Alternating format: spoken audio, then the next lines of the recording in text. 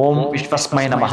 ಪ್ರೀತಿಯ ಬಂಧುಗಳೇ, ಈ ಪ್ರದೋಷ ಸೋಮವಾರ ದಿವಸ ಬಿದ್ದಾಗ ಸೋಮ ಪ್ರದೋಷ ಅತ್ಯಂತ ಅದ್ಭುತವಾಗಿರುವಂಥದ್ದು, ಬಹಳ ಮುಖ್ಯವಾಗಿರತಕ್ಕಂಥದ್ದು.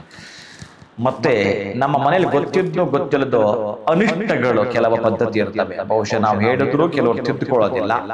ಆ ತಿದ್ದುಕೊಂಡ್ರು ಯಾಕೆ ಪ್ರಯೋಜನಕ್ಕೆ ಬರ್ತಾ ಇಲ್ಲ ಅಂತಂದ್ರೆ, ಈ ದಿನ ಇರುವ ಅನಿಷ್ಟಗಳನ್ನ ದೂರ ಮಾಡುವ ಶಕ್ತಿ ಇರುತ್ತೆ. ಕಪ್ಪು ಕಾಡಿಗೆಯನ್ನ, ಬೆಲ್ಲವನ್ನ, ಮೊಸರನ್ನ, ಕಬ್ಬಿನ ಹಾಲನ್ನ ಇಷ್ಟು ಮನೆಗೆ ತರಬೇಕು. ಒಟ್ಟಾರೆ ಕಬ್ಬಿನ ಹಾಲು ನಿಮ್ಮ ಮನೆಗೆ ತಂದ್ರು ಮನೆಯಲ್ಲಿರ್ತಕ್ಕಂಥ ಎಲ್ಲಾ ಸದಸ್ಯರು ಕೂಡ ಸ್ವೀಕಾರ ಮಾಡುವ ಜೊತೆಗೆ ಸಂಜೆ ಮರೆಯದೆ